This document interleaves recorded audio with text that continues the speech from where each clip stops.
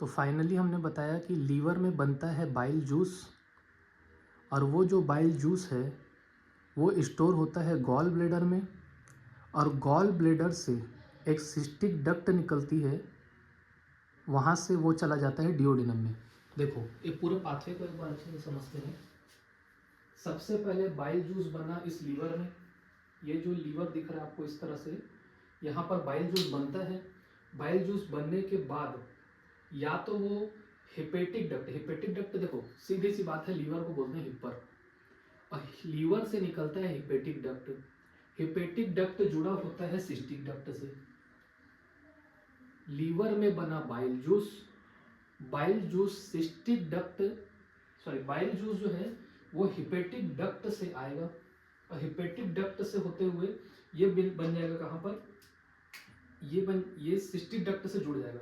मतलब जो hepatic duct है, जो लीवर से जो पाइप आ रहा है, हेपेटिक डक्ट मतलब जो लीवर से पाइप आ रहा है, और जो सिस्टिक डक्ट है वो गॉल ब्लैडर से आ रहा है। तो जब दोनों पाइप एक साथ जुड़ते हैं, ये देखो ये वाला पॉइंट है, ये यहाँ से ये जो है हेपेटिक डक्ट आ रही है, और ये जो है ये है सिस्टिक डक्ट। तो यहाँ पर जहाँ पर मिलते हैं, यहाँ से जो बाइल रिलीज होता है, ये वाला बाइल जो रिलीज होता है, इसको बोलते हैं कॉमन बाइल डक्ट। तो ये वाली डक्ट का नाम हो गया कॉमन बाइल डक्ट। समझ में आ रहा है? हेपेटिक डक्ट कहाँ से निकली? लीवर से।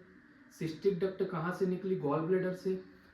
ये देखो हेपेटिक मतलब लीवर से हेपेटिक डक्ट निकली, ये लीवर है, लीवर से निकली हेपेटिक डक्ट, ये वाली है हेपेटिक डक्ट, और ये जो गॉल ब्लैडर है, इस गॉल ब्लैडर से निकली सिस्टिक डक्ट। तो हेपेटिक डक्ट और सिस्टिक डक्ट मिलकर के फाइनली कॉमन बाइल डक्ट बनाती हैं, और इसी कॉमन बाइल डक्ट में क्या निकलता है? Bile juice. बाइल जूस यहाँ से फ्लो करेगा और वो जाएगा डिओडिनम में, और डिओडिनम में फिर जो भी कंटेंट स्टमक से आया है उसके साथ मिक्स होके जो इन्वायरमेंट एसिडिक होता, स्टमक के अंदर जो भी डाइजेशन हो रहा था उसके अंदर जो भी डाइजेशन हुआ वो एसिडिक इन्वायरमेंट में हो रहा था, क्योंकि वहाँ पर हाइड्रोक्लोरिक एसिड था।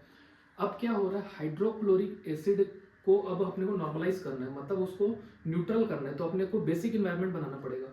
तो उस समय बाइल जूस आता है, और बाइल जूस इसको उस इन्वायरमेंट को कन्वर्ट कर देते हैं। तो फाइनली हमने ये समझा कि जो फैट का डाइजेशन है वो बाइल जूस करता है, ठीक है, और बाइल जूस जैसे निकलता है तो फैट के डाइजेशन में मदद करता है, और बाइल जूस बनाता कौन है? लीवर। स्टोर कौन करता है? Gall bladder. कहाँ से निकलता है? लीवर से। लीवर से निकलेगा बाइल जूस, गॉल ब्लैडर में स्टोर होगा, और कॉमन हेपेटिक डक्ट, जो कॉमन हेपेटिक या कॉमन बाइल डक्ट जिसको बोलते हैं, कॉमन बाइल डक्ट ज़्यादा नाम सही है, कॉमन बाइल डक्ट से होते हुए वो कहाँ चला जाएगा? डिओडिनम में। डिओडिनम से फिर मैंने बताया 3 पार्ट बताए थे, डिओडिनम, जिजुनम और इलियम। इस तरह से मैंने आपको 3 पार्ट बताए हुए थे, ठीक है, डिओडिनम, जिजुनम और इलियम। ये 3 पार्ट से होने के बाद बहुत इंपॉर्टेंट यहाँ पर ये इलियम का सबसे लास्ट पार्ट है, मतलब स्मॉल इंटेस्टाइन का सबसे लास्ट पार्ट है इलियम। तो जो इलियम है वो यहाँ पर एक वॉल्व ऑफ गेरलेक नाम का एक वॉल्व रहता है, वॉल्व ऑफ गेरलेक, ठीक है, उसका नाम मैं नहीं लिख रहा हूँ, इतना कॉम्प्लिकेटेड नहीं करना अपने को टॉपिक को, ठीक है। तो यहाँ पर एक वॉल्व रहता है जिसका नाम है वॉल्व ऑफ गेरलेक। वो वॉल्व ऑफ गेरलेक जो है कहाँ खुलता है? यहाँ पर खुलता है, जो आप बोल सकते हैं लार्ज इंटेस्टाइन में। लार्ज इंटेस्टाइन का सबसे शुरुआती हिस्से में वो खुलता है, ठीक है। और ये जो बहुत सारे ऐसे पॉकेट जैसे स्ट्रक्चर दिख रहे हैं इसको बोलते हैं हाउस्ट्रल पाउच। क्या बोलते हैं? इसको हाउस्ट्रल पाउच बोलते हैं। और सबसे इंपॉर्टेंट, ये जो लार्ज इंटेस्टाइन आपको यहाँ पर दिख रही है, ये लार्ज इंटेस्टाइन के 3 पार्ट हैं, ठीक है। कौन कौन से 3 पार्ट हैं? सीकम, कोलॉन और रेक्टम, ठीक है। सीकम, कोलॉन और रेक्टम। क्या होता है, कई बार इस क्वेश्चन पूछा जाता है कि caecum, colon, rectum is a part of, मतलब ये किसके भाग हैं? तो आपको याद होना चाहिए लार्ज इंटेस्टाइन के 3 भाग हैं, सीकम, कोलॉन और रेक्टम। रेक्टम वो पार्ट है जहाँ पर मल इकट्ठा होता है, कोलॉन वो पार्ट है जहाँ पर मल बहता है, मतलब आगे निकलता है, और सीकम जो है शुरुआती हिस्सा जहाँ से वो आ रहा है, मतलब यहाँ से आ रहा है, स्मॉल इंटेस्टाइन और लार्ज इंटेस्टाइन जहाँ पर जुड़ रही है, तो ये फाइनली यहाँ पर खत्म होता है। फिर आता है कॉलॉन। कॉलॉन जो होता है, कॉलॉन के 3 पार्ट होते हैं जो आपको दिख रहे हैं। सबसे पहले असेंडिंग कॉलॉन है, फिर डिसेंडिंग कॉलॉन है, फिर ट्रांसवर्स कॉलॉन है, सबसे पहले असेंडिंग कॉलॉन, फिर ट्रांसवर्स कॉलॉन, फिर डिसेंडिंग कॉलॉन और फाइनली सिग्माइड कॉलॉन। तो कॉलॉन जो है उनकी जो आकृति है उनके हिसाब से उसको 4 भाग में बांटा गया है। सबसे पहले ऊपर चढ़ रहा है तो असेंडिंग कोलॉन, फिर ऐसा जा रहा है तो ट्रांसवर्स कोलॉन, फिर ऐसा जा रहा है तो डिसेंडिंग कोलॉन, और फाइनली जो ऐसे थोड़ा सा रोटेट हो गया तो इसको बोलते हैं सिग्मॉइड कोलॉन। ठीक है, तो कोलॉन के 4 उसके घुमाव के हिसाब से उसको 4 हिस्से में बांट दिया गया। फिर फाइनली एक एक कोलॉन का जो स्ट्रक्चर है उसके हिसाब से भी उसको बांटा गया कि जो कोलॉन है उसमें सबसे पहले ये जो दिख रहे हैं ये पाउच लेक स्ट्रक्चर, ये छोटे छोटे बहुत सारे पाउच दिख रहे हैं, इनको बोलते हैं हाउस्ट्रल पाउच। ठीक है, ये जो हाउस्ट्रा है, हाउस्ट्रा के अलावा यहाँ पर एक और चीज़ है जिसको बोलते हैं एपेंडाइसिस एपिप्लियोकी, मतलब ये जो छोटे छोटे डॉट बन रहे हैं ये इसको बोलते हैं अपेंडाइसिस एपिप्लियोकी। इनका नाम है अपेंडाइसिस एपिप्लियोकी, थोड़ा सा रटना पड़ेगा, हो सकता है आपके लिए नाम नया हो।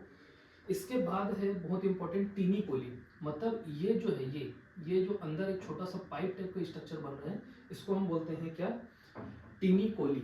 तो मैंने क्या बताया, कोलॉन जो है वो 4 प्रकार के हैं। सबसे पहली बात हमने ये बताया आपको कि कोलॉन जो है वो 4 प्रकार के हैं।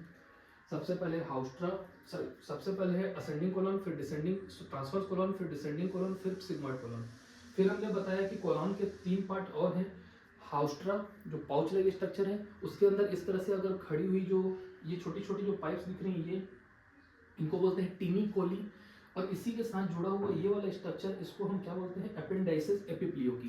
ठीक है, एक और चीज बतानी थी कि जो वॉल्व ऑफ गेरलैक है, समझना बात को, जो वॉल्व ऑफ गेरलैक है जहाँ से ये जुड़ा हुआ है, यहाँ पर से जैसी जो भी मल वेस्ट जो वेस्ट प्रोडक्ट आया है वो यहाँ पर इकट्ठा होगा। इकट्ठा होने के बाद यहाँ पर एक स्ट्रक्चर होता है जिसको बोलते हैं वर्मी फॉर्म अपेंडिक्स। आपने सुना होगा एक बीमारी जिसका नाम है अपेंडिसाइटिस। अपेंडिसाइटिस में क्या होता है कि वर्मी फॉर्म अपेंडिक्स में सूजन और संक्रमण हो जाता है। ठीक है, तो सूजन और संक्रमण होने के कारण उसमें ये फूल जाता है, और फूलने के बाद क्या होता है यहाँ पर दर्द होने लगता है राइट साइड में। राइट साइड में अगर नाभि के इस तरफ, इसको मैकबर्नीस पॉइंट बोलते हैं, तो डॉक्टर इसको दबा के देखते हैं और समझ जाते हैं कि यार इसको ना अपेंडिसाइटिस हो गया है। तो वो क्या करते हैं, ऑपरेशन करके इस वर्मी फॉर्म अपेंडिक्स को निकाल लेते हैं, क्योंकि ये वेस्टिजियल ऑर्गन हमारे बॉडी में इसका कोई रोल नहीं है, बॉडी में नहीं भी रहेगा तो चलेगा। ठीक है, ये ऑर्गन वेस्टिजियल इसीलिए हो गया क्योंकि हमने खाना को पका कर खाना शुरू कर दिया। जब हम केवल डायरेक्ट पेड़ से तोड़ करके कुछ भी खाते थे तो उस समय इस ऑर्गन की बहुत जरूरत पड़ती थी, लेकिन अब नहीं पड़ती। क्यों नहीं पड़ती इसकी जरूरत, क्योंकि अब जो है हम लोग खाना पका कर खाते हैं। तो खाना पका कर खाते हैं, हाई कार्बोहाइड्रेट रहता है, तो उस समय सेल्यूलोज के पाचन के लिए जो एंजाइम्स होते थे वो इसी में होते थे, और सेल्यूलोज हमेशा याद रखना रॉ मटेरियल में पाया जाता है, मतलब बिना पकाया अनकुक्ड फूड में वो सब रहता है। ठीक है, फाइनली इतनी बात बताने के बाद मैं ये सारे स्ट्रक्चर को बता दिया हूँ लगभग, और इसके बाद आते हैं अपन कहाँ पर, रेक्टम। ठीक है, ये सिग्मॉइड कोलन जहाँ पर मुड़ता है वहाँ पर रेक्टम शुरू हो जाता है, और रेक्टम के बाद